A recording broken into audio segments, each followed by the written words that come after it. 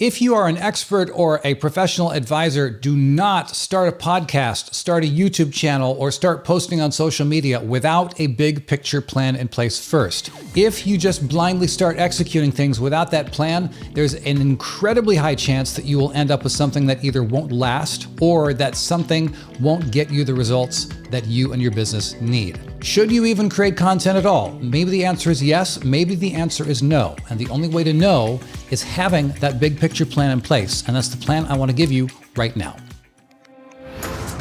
Welcome to the Story Greenlight podcast, where we're all about helping professional advisors tell your stories so that you can serve more clients and expand your impact in the world.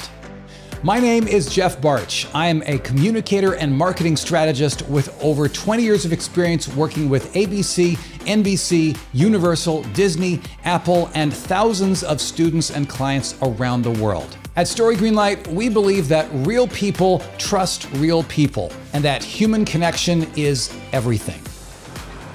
Remember the first time you start getting familiar with a social media platform? There's always this honeymoon phase and you say, oh, this is incredible, this is amazing. I remember the first time I got onto Facebook, I did not feel that way at the time. I did not think it was amazing because I was not an early adopter. From what I'd heard about it, I thought it was just dumb and not worth my time. But it came to a point where there's a day that my email inbox started filling up with Facebook notifications. And I'm going, and I'm looking at them, and it says, so-and-so is connected with you on Facebook. So-and-so is connected with you on Facebook. And I got 15 or 20 of these emails. I'm going, who on earth knows me on Facebook? I don't even have an account.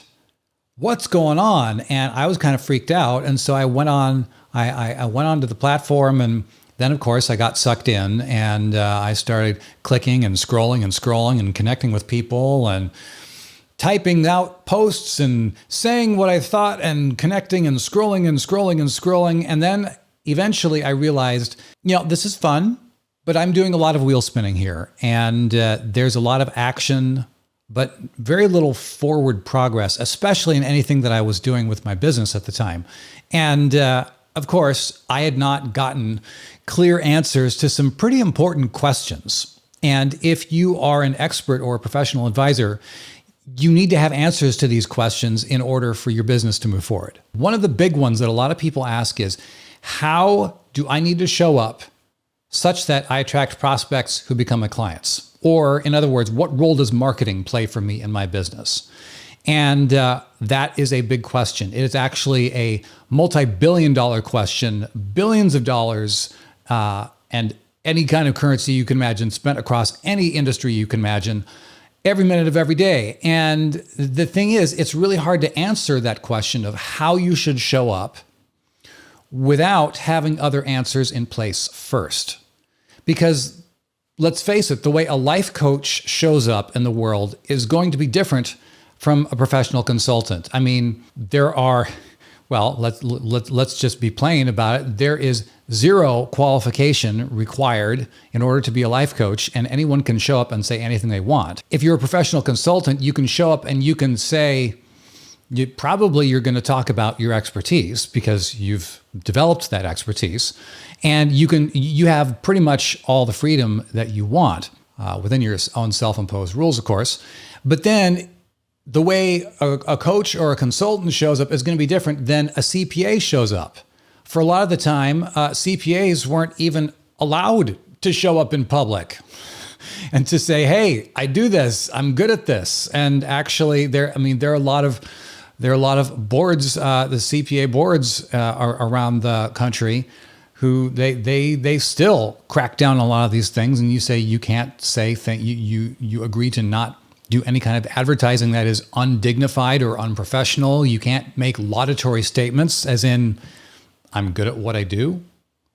Sorry, can't say that if you're a CPA in a lot of places. There are guidelines and you can get around those. But what if you're a wealth advisor? And you sell securities, and the SEC has so many rules about marketing. They say, yes, okay, contrary to some of those laws that were passed a long time ago, yes, we will allow you to market and advertise, but you can't do this. And you just end up feeling like, why even try? In order to make sense of all these different contexts, especially your specific context, we need to answer bigger questions first, including who is involved in this scenario and what do they want? We need to say, what should be said? We need to know what should be said. How and where should it be said? How should it all get done? And how does all this support the bottom line of the business? All these questions are addressed in a framework called the Story Greenlight Roadmap. It is the path that we guide our one-on-one clients through here at Story Greenlight, depending on what you need and depending on what we agree to ahead of time. If you'd like some help figuring these things out for yourself, you can hit up the link in the show notes or the video description.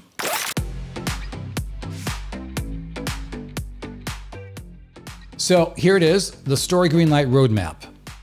First stage is the idea of story alignment. Now, this is ground zero because if you've been around Story Greenlight for more than 5 minutes, you know that we talk a lot about storytelling here. And there is something that I call the master story framework, which is the definition of what a story is. We say here that a story is where a character wants something, overcomes obstacles to get it, and experiences transformation as a result.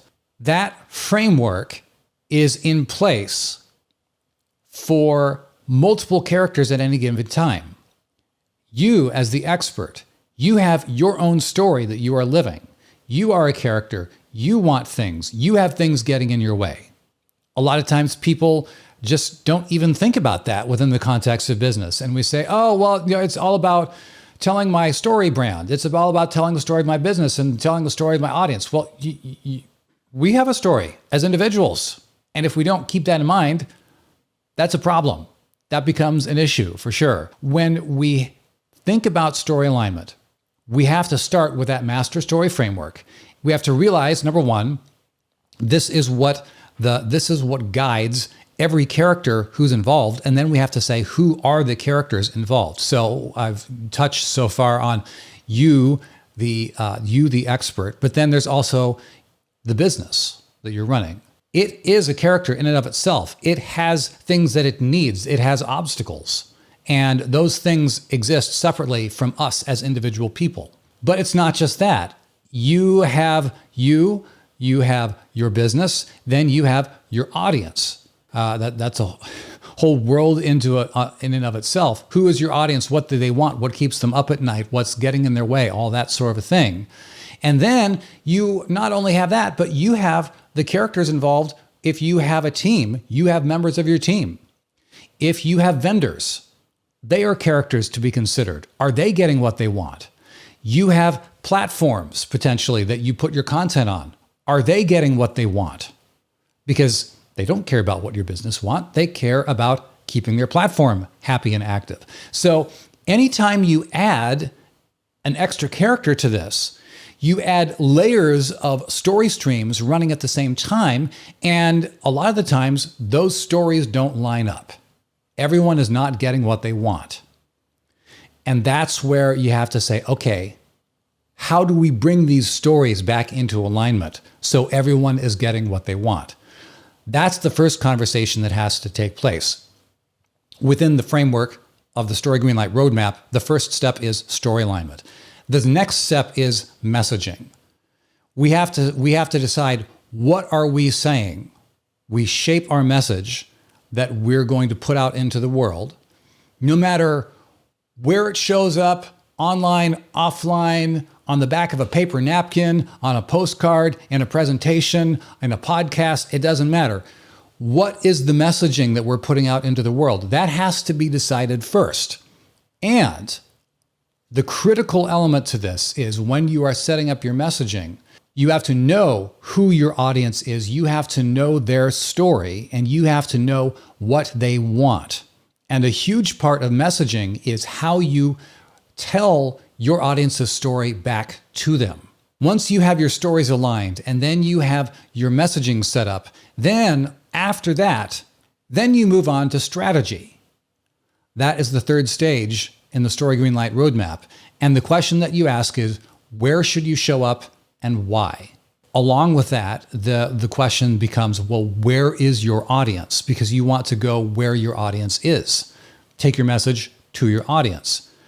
And that looks different ways for different people. I mean, if you are a consultant and you want to be presenting yourself to the world as a thought leader, then you will most likely want to show up in multiple places, and you will have a far more robust messaging system and content strategy than if you are, say, a financial advisor and you are a 100% referral only business and you get people in a room and you give presentations and your business lives or dies by your close rate on your live presentations. Even if your business is based exclusively around referrals and you don't have an online presence or something like that, be careful about that, because even if you have ravingly happy clients and they go say, you got to go work with this person because they're amazing, those referrals, what is the first thing they're going to do? You better believe they're going to jump onto the internet and they're going to look you up. What are they going to find? At the very least, what are they going to see on your home website? You need to have messaging in place, no matter where you go, no matter how you show up, even if it's just on your website, or if it's on all the platforms and all the places at once. That's the first idea in terms of strategy. Where should you show up and why? Because that, when you know where your audience is, that will help inform you where you need to show up and how. The next element of the strategy is to say, what resources and strengths do you have? If it's just you, if you are a solo operator in whatever context you are, if you have a team, or if you have pre-existing platforms, you will have different capabilities and different resources and different levels of possible implementation to put into play, depending on who you have and what resources are at your disposal. So that is all part of your strategy. Where you show up, why, where's your audience, and what are your resources and strengths? Oh, and let me just touch on that for a second. If you don't really want to show up on camera, you don't have to. You don't have to start a YouTube channel. You don't have to make video clips. But if you love being in front of the camera, if you love being on a microphone, if you love talking to people, then maybe you should. Maybe you should start creating regular video content, or creating a podcast content, or showing up as a guest on podcast interviews.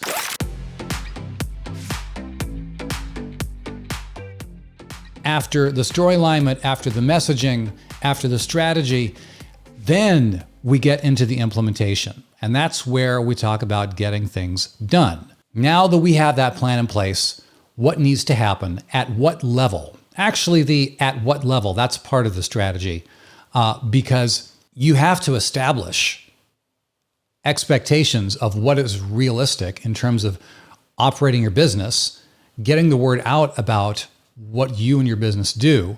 But please don't be expecting that you're going to be turning yourself into a content machine and cranking out crazy amounts of content to attract people. But then if you're not taking care of your business, then that's not a good thing either. And your story alignment will be out of whack because your business will not be getting what it wants and what it needs. So implementation involves doing the doing, and connecting your marketing, how you're showing up, into your existing sales process, whatever that looks like for you. And you say, okay, what's working?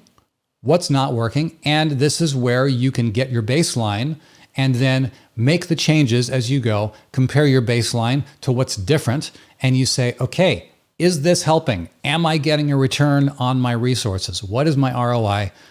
Is this worth what I'm putting into it? Do not start a podcast.